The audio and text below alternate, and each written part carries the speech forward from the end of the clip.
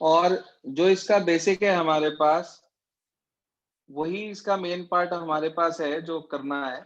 ध्यान से देख लें क्या क्या है इसमें। फिर उसके बाद एक्सरसाइज जो हमारी 10.3 है उसकी प्रॉब्लम्स लूंगा मैं, देख लीजिए ध्यान से। सबसे जो इसमें टॉपिक हमारे पास अगला है उसका नाम है हमारे पास वेक्टर प्रोडक्ट। जिसे कि हम, मैं यार मानते नहीं भाई, बदतमीज हो रहे बिल्कुल ही। हर चीज में तुम्हें कोई ना कोई परेशानी खड़ी करनी है।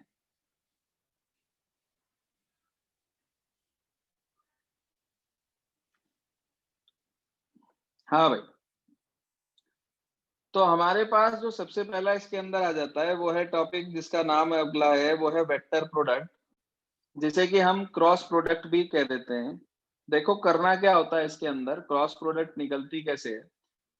डॉट प्रोडक्ट आप लोगों ने पढ़ी थी कि भाई डॉट प्रोडक्ट के अंदर तो हमारे पास आई की आई से, जे की जे से, के की के से मल्टीप्लीकेशन 1 थी और बाकी सब 0 होती थी। वेक्टर प्रोडक्ट कैसे निकालते हैं, क्या तरीका है। मान लीजिए आपके पास एक वेक्टर है ए वेक्टर और दूसरा वेक्टर है बी वेक्टर। ए वेक्टर इक्वल है a1i plus b1j plus c1k के, और बी वेक्टर इक्वल आपके पास है a2i plus b2j plus c2k के। तो जैसे आप लोगों ने डिटर्मिनेंट पढ़ा था, बिल्कुल उसी तरीके से इसको वेक्टर प्रोडक्ट को फाइंड आउट किया जाता है। तरीका ये होता है कि सबसे पहले हम लिख लेते हैं डिटर्मिनेंट ऑफ। पहली रो में हमेशा आई जे के आएगा हमारे पास। दूसरी रो में जो आएगा वो आएंगे पहले वेक्टर के स्केलर कंपोनेंट, यानी कि a1 b1 और c1।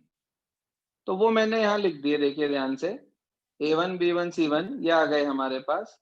फिर उसके बाद दूसरा जो वेक्टर है उसके DRS, मतलब a2 b2 और c2, वो आपने लिख देने हैं अगली रो में। तो ये डिटर्मिनेंट तैयार हो गया हमारे पास।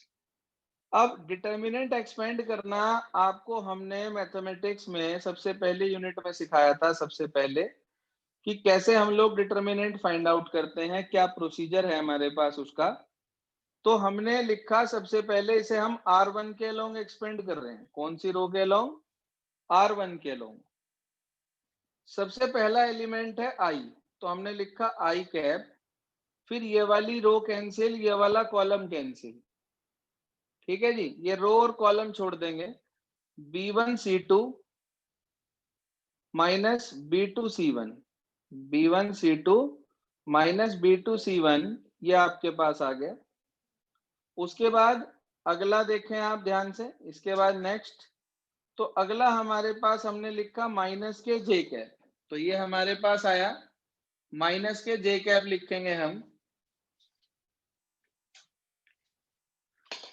आपने लिखा माइनस का जे कैप और फिर आपने ये वाली रो छोड़ दी, ये वाला कॉलम छोड़ दिया। फिर उसके बाद a1 c2 और माइनस a2 c1, ये आ गया आपके पास अगला। उसके बाद जब हमने ये लिख दिया तो इसके बाद आपने लिखा प्लस के कैप। आपको के कैप लिखने के बाद मिला, ये रो छोड़ी आपने, ये छोड़ा a1 b2 minus a2 b1, ये आ गया। तो आप ध्यान से देखें कि इसके अंदर जो आपने अभी अभी क्रॉस प्रोडक्ट निकाली है उसके अंदर आई भी है, जे भी है, के भी है, मतलब डायरेक्शन भी मौजूद है। तो यानी कि ये अपने आप में एक वेक्टर क्वांटिटी है। क्या है ये, अपने आप में एक वेक्टर क्वांटिटी है।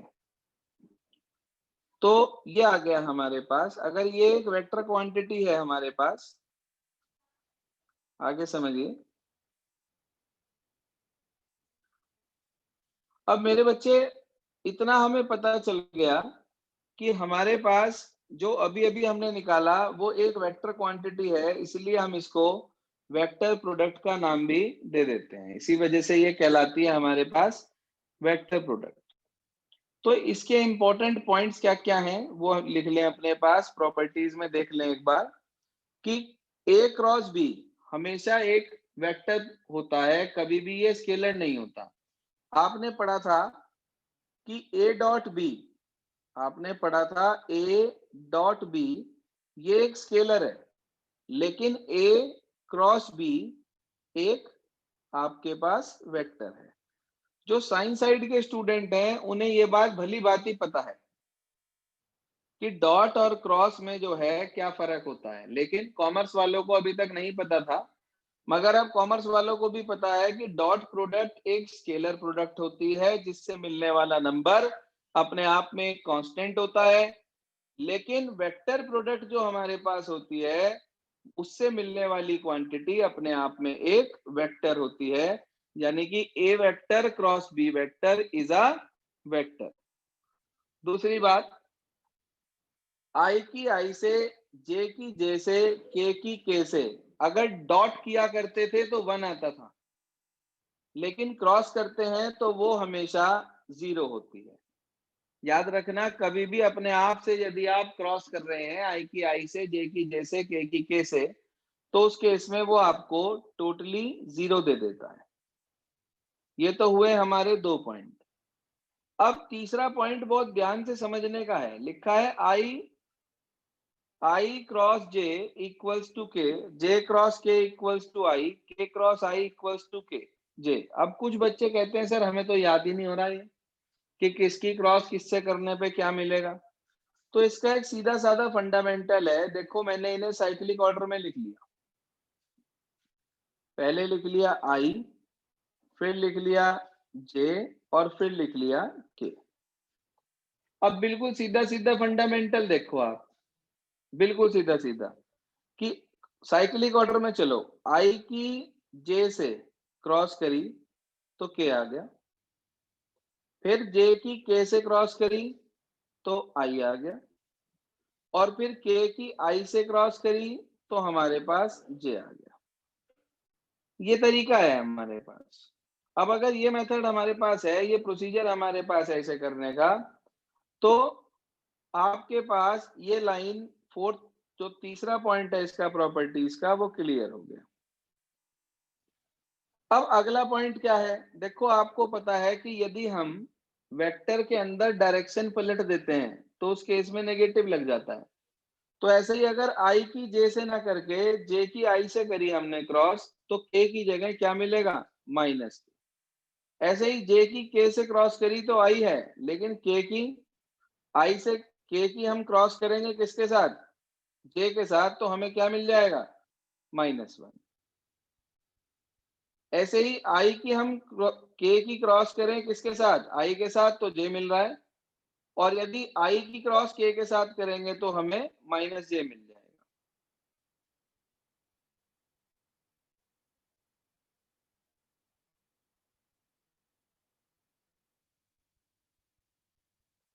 जी हाँ।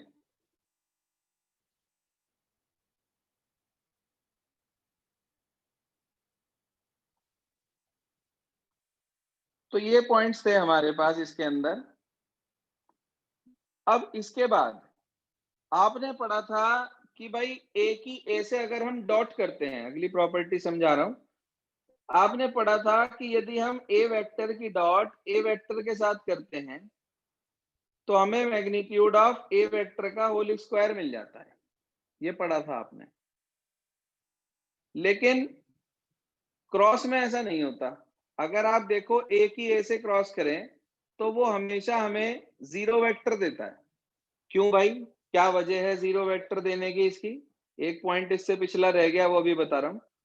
इसके क्रॉस के 0 देने की वजह क्या है वो सुन लो। भाई, अगर मैं ए वेक्टर की क्रॉस ए वेक्टर से निकाल रहा हूं तो इसका क्या मतलब है? मैं इसे ऐसे ही तो लिखूंगा कि आई जे के, फिर पहले वेक्टर के कंपोनेंट, मान लो वो a1 b1 और c1 है। फिर दूसरे वेक्टर के, दूसरा तो यहाँ खुद यही है, तो फिर से a1 b1 और c1। आप देखो, 2 रो आइडेंटिकल हो गई डिटर्मिनेंट की। और आप लोगों ने प्रॉपर्टी पढ़ी है when the two rows are identical. ध्यान से सुन ले कि when the two rows are identical then value of the determinant is 0। तो वैल्यू ऑफ द डिटर्मिनेंट हमारे पास 0 हो जाएगी। देख लें भाई, पॉइंट क्लियर हो गया है सभी को यहां तक? कमेंट बॉक्स में बता दें यहां तक ओके है भाई सब कुछ?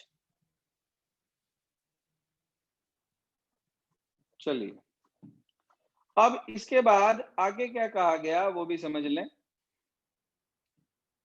देखो ये वाला पॉइंट, देखो ये वाला, ये बीच में अभी छूटा था हमारे पास। ये पॉइंट क्या कहता है कि अगर ए वेक्टर की क्रॉस बी वेक्टर से निकालें और बी वेक्टर की क्रॉस ए वेक्टर से निकालें तो वो इक्वल नहीं होगी।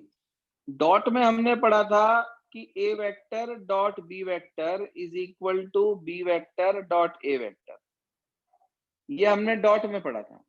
लेकिन क्रॉस में ऐसा नहीं है भाई, क्रॉस एक वेक्टर है, ध्यान से समझ लो बात को। Cross product is a vector product. तो अगर ये एक वेक्टर प्रोडक्ट है हमारे पास, तो डायरेक्शन चेंज होते ही नेगेटिव लगेगा, नेगेटिव वेक्टर बन जाएगा। तो इसका मतलब ए क्रॉस बी और बी क्रॉस ए, क्योंकि नेगेटिव है तो इसलिए ए क्रॉस बी इक्वल होगा minus of B cross A. ये पॉइंट है हमारे पास। अगला, इससे अगला टॉपिक हमारे पास है एंगल बिटवीन टू वेक्टर्स। जैसे आपने डॉट की हेल्प से, ध्यान से सुन लें, जैसे आपने डॉट की हेल्प से एंगल पढ़ा था, बिल्कुल उसी तरीके से हमारे पास क्रॉस के हेल्प से भी एंगल है। फार्मूला क्या है उसका वो देख लें कि भाई sine theta is equals to A vector cross B vector का मैग्नीट्यूड। ध्यान से सुन लो, यहां पर ये मैग्नीट्यूड है। क्यों है मैग्नीट्यूड? क्योंकि ए क्रॉस बी एक वेक्टर है। तो magnitude of A cross B upon magnitude of A into magnitude of B, ये फार्मूला है। अब इसी कंसेप्ट से अगर थीटा 90 डिग्री हो जाए, मतलब अगर दो वेक्टर परपेंडिकुलर हो जाएं, तो क्या होगा? वैसे मैं आपको ये करने की सलाह नहीं दूंगा, लेकिन फिर भी पता होना चाहिए आपको कंडीशन का। अगर सपोज करिए ये थीटा 90 डिग्री हो गया, if theta is equal to 90 degree, अगर थीटा 90 डिग्री हो गया हमारे पास, तो इसका मतलब ये होगा कि साइन थीटा की वैल्यू 1 हो जाएगी। तो ए वेक्टर क्रॉस बी वेक्टर का जो मैग्नीट्यूड है वो इक्वल आ जाएगा मेरे बच्चे magnitude of A into magnitude of B, ये इक्वल आ जाएगा इसके। तो ये कंडीशन है हमारे पास दोनों वेक्टर्स के परपेंडिकुलर होने की। मगर मैं आपसे यही कहूंगा कि आपको इस कंडीशन का इस्तेमाल नहीं करना है। पता होना चाहिए, याद होना चाहिए, वो जरूरी है। लेकिन if you have to show that two vectors are perpendicular to each other, then what you have to do, simply you find out their dot product. तो अगर उनकी डॉट प्रोडक्ट निकाली और वो डॉट प्रोडक्ट 0 आ गई, तो एट वंस हम कह देंगे the the given vectors are perpendicular to each other. ये वाला मेथड आप कोशिश करें अवॉइड करने की। कहीं अगर एक नंबर में कुछ प्रॉपर्टी पूछ ली इसकी, तो वो एक अलग पॉइंट है हमारे पास। ये था परपेंडिकुलर का केस। अब अगर मान लीजिए थीटा आपके पास 0 डिग्री हो जाए, 0 डिग्री का मतलब हुआ, हाँ भाई, थीटा 0 डिग्री का मतलब हुआ कि हमारे पास सपोज करिए कि वो परपेंडिकुलर हो जाए, सॉरी पैरेलल हो जाए। तो उस केस में क्या कंडीशन होगी हमारे पास? भाई साइन 0 डिग्री 0 होता है, तो ये वाली टर्म 0 में चली जाएगी और 0 हो जाएगी। तो इसका मतलब आपको मिल जाएगा ए वेक्टर क्रॉस बी वेक्टर का मैग्नीट्यूड 0। तो याद रखना, अगर कभी भी किसी भी दो वेक्टर्स के क्रॉस प्रोडक्ट का मैग्नीट्यूड 0 आ गया, यानी कि वो अपने आप में एक 0 वेक्टर हो गया, तो हम ये कह सकते हैं कि उन दोनों के बीच में एंगल 0 है, यानी कि वो दोनों आपस में पैरेलल है। ये पॉइंट आता है हमारे पास। कैसे? कंडीशन इसकी मैंने आपको नोट भी कराई थी, एक बार शो भी कर देता हूं, देखिए ध्यान से क्या कहता है वो हमें। तो ये वो पैरेलल और परपेंडिकुलर की कंडीशन है जो अभी मैं आपको बता रहा था। ध्यान से देखें आप, थीटा अगर 90 डिग्री है, अभी बताया था आपको, मतलब दोनों वेक्टर्स आपस में कैसे हैं भाई? दोनों वेक्टर्स आपस में परपेंडिकुलर है। तो कंडीशन कि दोनों की क्रॉस का मैग्नीट्यूड बराबर होगा magnitude A into magnitude B के। दूसरा पॉइंट, अगर थीटा 0 डिग्री हो जाए हमारे पास, हाँ भाई, अगर थीटा 0 डिग्री हो जाए हमारे पास, तो इसका मतलब अभी कंडीशन बताई थी कि नीचे वाला 0 में चला जाएगा, तो आपके पास ए क्रॉस बी का मैग्नीट्यूड 0 आ जाएगा। मैंने आपको पॉइंट लिखवा रखा है, अगर किसी भी वेक्टर का मैग्नीट्यूड 0 है, ध्यान से सुन लो, अगर किसी भी वेक्टर का मैग्नीट्यूड 0 है, तो इसका मतलब वो वेक्टर अपने आप में एक जीरो वेक्टर है, यानी कि A vector cross B vector क्या हो जाएगा उस केस में, जीरो वेक्टर। मगर मैं आपसे फिर भी वही कहूंगा कि आप परपेंडिकुलर के लिए कंडीशन यूज करेंगे कौन सी भला, कि डॉट जीरो। परपेंडिकुलर के लिए कंडीशन यूज करेंगे कि डॉट जीरो,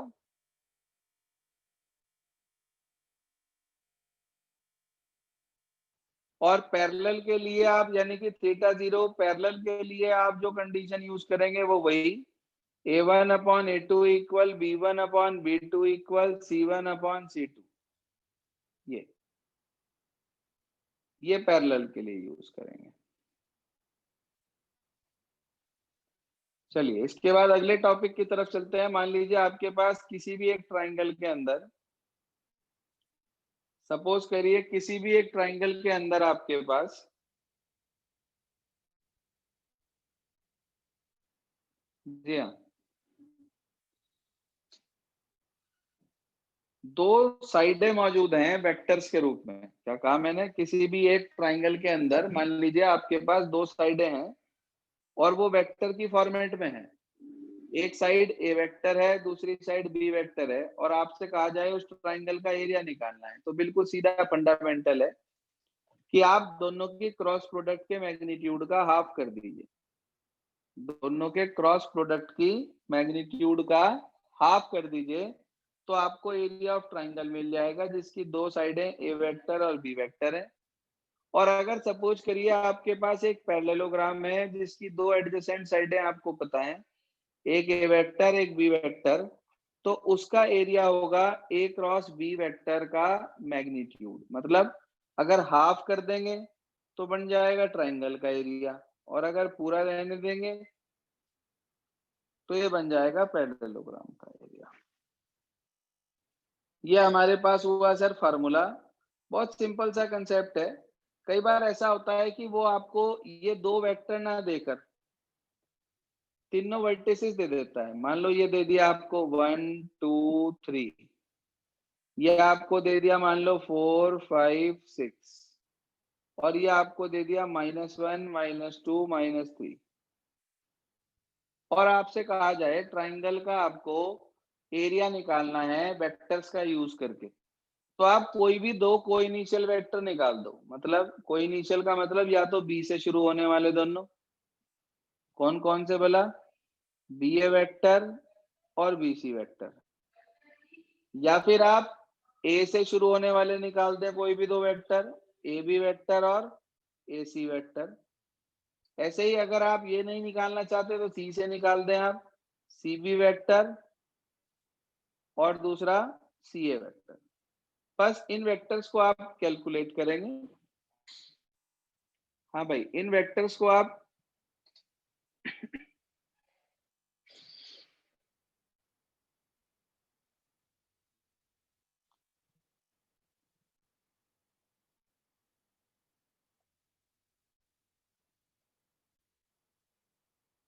तो इसे आप कैलकुलेट कर लेंगे यहां से, और उसके बाद आपको इजीली ट्राइंगल का एरिया मिल जाएगा। अब ऐसे ही पैरेललोग्राम में है, मान लो तीन पॉइंट आपके पास हो, मान लो ये पॉइंट आ जाए, ये पॉइंट आ जाए, ये पॉइंट आ जाए, तो आप दो कोइनिशियल वेक्टर निकाल लो, एक इधर की तरफ एक इधर की तरफ, और उसके बाद पैरेललोग्राम का एरिया आपको मिल जाएगा। आगे चलते हैं। इसके बाद ये एक पॉइंट लास्ट और है हमारे पास इस एक्सरसाइज से रिलेटेड, उसे भी अपने पास नोट कर लें। क्या पॉइंट है, क्या कहता है ये हमारे को कि if we have to find a vector perpendicular to two given vectors, यानी कि अगर हमें किन्हीं भी दो दिए हुए दो दिए हुए वेक्टर के परपेंडिकुलर वेक्टर निकालना हो, तो उस केस में आप क्या करेंगे, आप सिर्फ और सिर्फ उठाकर उसका कैसे करेंगे आप कि आप उन दोनों वेक्टर की उठाकर क्रॉस प्रोडक्ट कर देंगे और उसका प्लस माइनस ले लेंगे। अब कई बच्चे पूछते हैं सर प्लस माइनस का क्या मतलब है, तो वो भी समझ लो क्या मतलब है। मान लीजिए आपके पास दो वेक्टर्स हैं, एक ये और एक ये। इसके परपेंडिकुलर एक अपवर्ड हो सकता है, इसके परपेंडिकुलर एक डाउनवर्ड हो सकता है। इसी वजह से यहाँ पर हमारे पास जो है प्लस माइनस ये जो लगा है वो इसी वजह से लगा है, means in both the direction. अगर सपोज करिए वो ये कहता है कि आपको सिर्फ एक वेक्टर निकालना है, फाइंड अ वेक्टर, तो जरूरी नहीं है प्लस माइनस लगाओ, तो सिर्फ और सिर्फ प्लस वाला भी ले सकते हैं या सिर्फ और सिर्फ माइनस वाला भी ले सकते हैं। इसके लिए 1 मिनट के लिए आप अपनी एनसीईआरटी बुक निकालें, अपनी एनसीईआरटी बुक निकालें आप, उसका एग्जाम्पल देखें आप, एग्जाम्पल नंबर 23। जी हाँ, एग्जाम्पल नंबर 23 देखें आप उसका।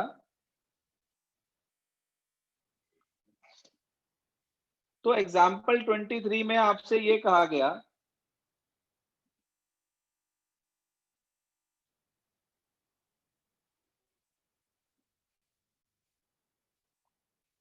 हाँ बच्चे, एग्जाम्पल नंबर 23 देखिए क्या कह रहा है। एग्जाम्पल 23 में वही क्वेश्चन है जो कंसेप्ट में अभी आपको बता रहा था। उसने आपसे ये कहा कि फाइंड अ यूनिट वेक्टर, एक शब्द और जोड़ दिया, unit vector, perpendicular to each of the vectors a plus B and a minus B, where a इतना और b इतना। कोई बात नहीं, पहले हमने a प्लस बी निकाल लिया दोनों को जोड़ के, i में i, j में j, k में k। फिर हमने दोनों का a माइनस बी निकाल लिया, अब हमें a प्लस बी मिल गया और a माइनस बी मिल गया। उसने कहा था कि हमें परपेंडिकुलर वेक्टर निकालना है किसके, a प्लस बी के, a माइनस बी के। तो मैंने आपको अभी बताया था कि आपको किन्हीं भी दो के बीच में, किन्हीं भी दो दिए हुए वेक्टर के परपेंडिकुलर वेक्टर निकालना हो तो आप उसकी क्रॉस प्रोडक्ट कर दीजिए। हमने देखो दोनों की क्रॉस प्रोडक्ट निकाल दी यहाँ पर। पहली रो में वही आई जे के, उसके बाद अगली रो में पहले वेक्टर के स्केलर कंपोनेंट, दूसरी रो में दूसरे वेक्टर के स्केलर कंपोनेंट, ये लिख दिए। डिटर्मिनेंट एक्सपेंड करा, ये मिल गया। इसे मैंने सी वेक्टर का नाम दे दिया, कह दिया इसे क्या, सी वेक्टर। तो उसने क्या कहा था कि यूनिट वेक्टर निकालना है। कोई बात नहीं, अगर वो वेक्टर कहता तो ये आंसर आ गया था, यहीं छोड़ देते, लेकिन उसने कहा यूनिट वेक्टर निकालना है। तो यूनिट वेक्टर का फार्मूला आपको पता है, मान लीजिए आपको सी कैप निकालना है, तो सी कैप का फार्मूला आपको पता है कि magnitude, sorry, C vector upon magnitude of C vector. क्या फार्मूला है, C vector upon magnitude of C vector. तो वो फॉर्मूला हमने अप्लाई कर दिया यहाँ पर, और हमने यहाँ से निकाल लिया unit vector which is perpendicular to the two given vector. अब आप कहो सर इसके अंदर वो प्लस माइनस तो लगाया नहीं। अरे भाई मैंने अभी तो आपको बताया था कि अगर वो आपसे एक मांग रहा है तो आपको प्लस माइनस लगाने की जरूरत नहीं है। देखो ये कंसेप्ट यहाँ लिखा है जो मैं आपको अभी नोट करा कि there are two perpendicular direction to any plane. किसी भी प्लेन के परपेंडिकुलर दो डायरेक्शन होती हैं, तो इसका मतलब दो ही परपेंडिकुलर वेक्टर होते हैं, एक प्लस की तरफ और एक माइनस की तरफ। तो एक तो हमने ऊपर निकाला ही था, यहाँ देखो उसके डायरेक्शन साइन चेंज कर दिए, ये -1/√6 था ऊपर, नीचे प्लस हो गया, ऊपर +2/√6 था, नीचे ये माइनस हो गया, ऊपर ये माइनस था, नीचे ये प्लस हो गया। तो ये आपके पास वैल्यू मिल गई आपको परपेंडिकुलर वेक्टर्स की। अब इसके बाद इसके और भी एग्जांपल्स आपके पास हैं, तो उन एग्जांपल्स में 24 है, उससे पहले 22 एग्जांपल है। तो ये एग्जांपल्स आपको करने हैं, इसके बाद 25th एग्जांपल भी है और एक एक्सरसाइज भी है। तो ये वही वाला एग्जांपल है जो कंसेप्ट में आपको बता रहा था कि वो आपको 3 पॉइंट दे देगा। एक ए दे दिया, एक बी दे दिया, एक सी दे दिया, और कह रहा है एरिया ऑफ ट्राइंगल निकालो। आपसे एरिया ऑफ ट्राइंगल मांग रहा है। मेरे बच्चे कोई भी दो को इनिशियल वेक्टर निकाल लो, कोई भी दो। अगर आप यहाँ ए लिख रहे हो तो इसका मतलब ए बी वेक्टर और ए सी वेक्टर। अगर सपोज करिए आप यहाँ बी लिख रहे हो तो इसका मतलब ये हुआ कि बी ए वेक्टर और बी सी वेक्टर, वही ए में से बी और सी में से बी माइनस करके। अगर आप मान लीजिए यहाँ पर सी लिख रहे हो तो इसका मतलब आपके पास दो वेक्टर्स हैं, कौन कौन से, एक तो सी ए वेक्टर और एक सी बी वेक्टर। कोई भी दो वेक्टर आपको कैलकुलेट करने हैं और उसके बाद क्या करना है, जब आपको दो वेक्टर्स मिल जाएंगे, ध्यान से देखें, तो आपको उन दोनों की क्रॉस प्रोडक्ट निकालनी है पहले, फिर उसका मैग्नीट्यूड निकालना है, और उसके बाद फार्मूला लगाना है एरिया ऑफ ट्राइंगल का कि हाफ इनटू दोनों वेक्टर की क्रॉस प्रोडक्ट, यानी कि A B vector cross A C vector. आपको बस उठा के इसके अंदर वैल्यू रखनी है और रिजल्ट आपको मिल जाएगा। √21 आया तो हाफ ऑफ √21 आपके पास इसका आंसर हो जाएगा। बताइए जी, कंसेप्ट क्लियर हो गए सारे? कोई परेशानी, दिक्कत, दुविधा?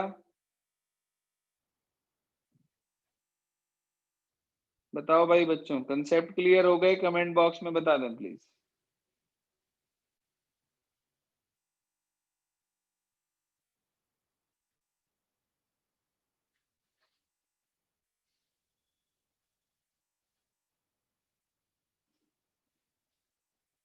चलिए, अब इसके बाद हमारी 10.3 एक्सरसाइज की कुछ प्रॉब्लम्स हैं।